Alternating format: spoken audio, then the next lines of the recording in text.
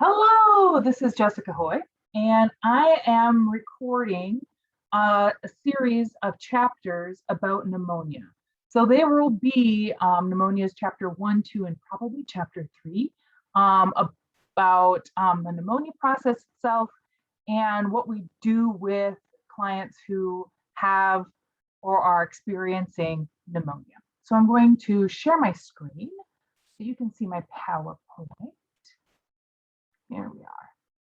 And so just to let you know, just to give you some background about pneumonia, sometimes every once in a while I pronounce it pneumonia. So if I do that, it's my sense of humor.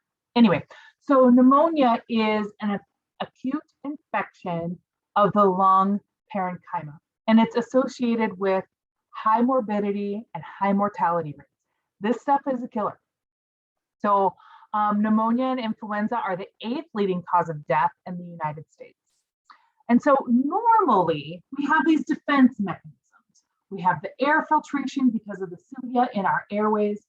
We have the epiglottis closing over the trachea. We have a cough reflex.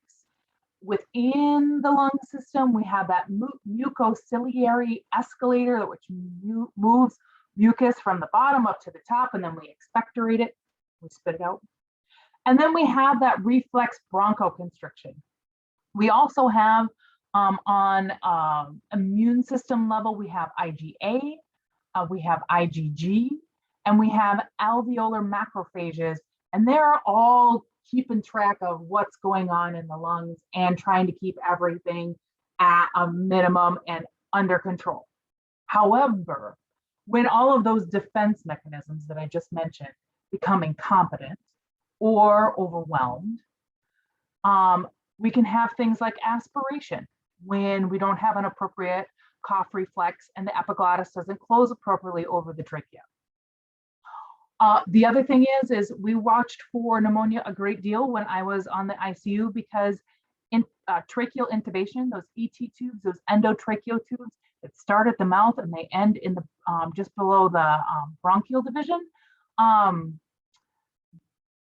that is forcing that epiglottis to stay open all the time. Air pollution causes pneumonia. Smoking, viral upper respiratory infections, URIs, otherwise known as things like influenza, which I had just talked about in another slideshow. Aging and chronic diseases. So there are risk factors for pneumonia in a table of 27.1 in your Lewis textbook, just to be able to give you a little bit more robust explanation about risk factors for pneumonia. So there's 3 ways that organizations are reaching the lungs.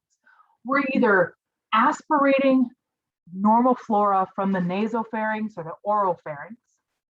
We're inhaling microbes present in the air, or there's an infection in the blood and it goes from wherever it was and it enters the lungs.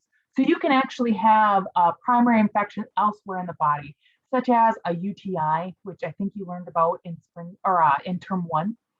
And so you can have a UTI that therefore can actually create a pneumonia infection too. Or you can have a cardiac infection that creates a lung infection. So just because it doesn't necessarily start in the lungs, if you have an infection somewhere else through the blood, it will travel and it can end up in the lungs causing a pneumonia. So there are some classifications of pneumonia. You can classify it according to causative organisms, characteristics of the disease, how it looks on X-ray, otherwise known as radiographic appearance. But the most effective classification that we use as nurses is we actually classify it as by the source. So did this person acquire it in the community, or did they acquire it in the hospital? And that helps us to identify the most likely organism and the antimicrobial therapy. And if you look at 27.2, you'll see some helpful information there. Community acquired pneumonia, just to give you a more robust explanation, is an acute infection in patients who have not been hospitalized or in a long-term care facility, otherwise known as a skilled nursing facility or a SNF within 14 days of the onset of symptoms. They've been out of any sort of skilled care, whether it be hospital or long-term care, for full 14 days, and then they come in with an onset of symptoms. It can be treated at home. Or that patient can be hospitalized. And the reason why there's two different tracks here is because it's dependent upon the person's age, their vital signs, their mental status, any comorbidities, and any other pre-existing conditions. So if you've got somebody with a COPD condition, we're going to be bringing out the big guns for those people because their lung system is already compromised because of their COPD. So they're more likely to be hospitalized so that we can give them IV antibiotics. People who have a pneumonia that is not necessarily so severe in terms of mental status, patient age, vital signs, conditions, that it needs to be they need to be getting IV antibiotics, can be treated at home unless something changes. If something changes and they progress to have worsening vital signs, worsening mental status, then we'll bring them into inpatient. And then if you take a look at table 27.3, you'll see how that assessment works to be able to determine whether they stay or whether they go, to be simplistic. And then let's talk about hospital-acquired pneumonia real fast. So hospital-acquired pneumonia is also called a nosocomial pneumonia, which means that it's acquired within some sort of healthcare setting, whether it be long-term care or the acute care setting. It occurs 48 hours or longer after that hospitalization, and it's not present at the time of admission. So we do our full admission assessment as RNs. This is what our job is. We cannot delegate admission assessment to anybody with a lower license than us. As registered nurses, we admit.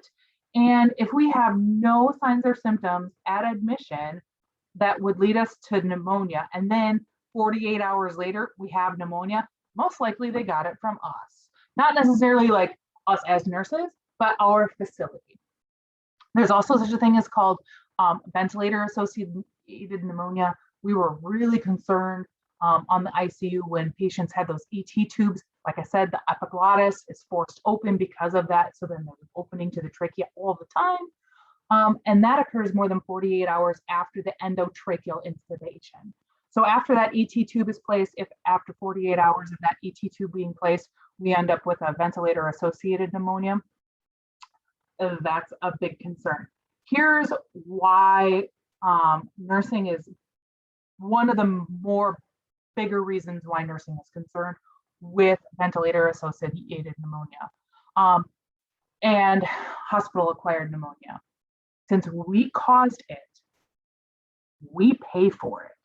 So not necessarily, it doesn't come out of my paycheck as Jess Hoy, RN bedside nurse, but the facility, because especially under Medicare, the facility is responsible for paying for a hospital-acquired pneumonia, just so that you're aware. So not only are we on top of this for best practice for our clients, right? Because nobody deserves to get sick because they came to the hospital to get better. Because nobody deserves to get sick because they came to the hospital to get better, Medicare will not refund those treatments, and they will not pay for treatments for hospital-acquired pneumonia. So I'm going to stop recording here because the next slides are a little bit lengthy. So I'm going to stop sharing and I will stop recording, and I will see you for pneumonia chapter 2.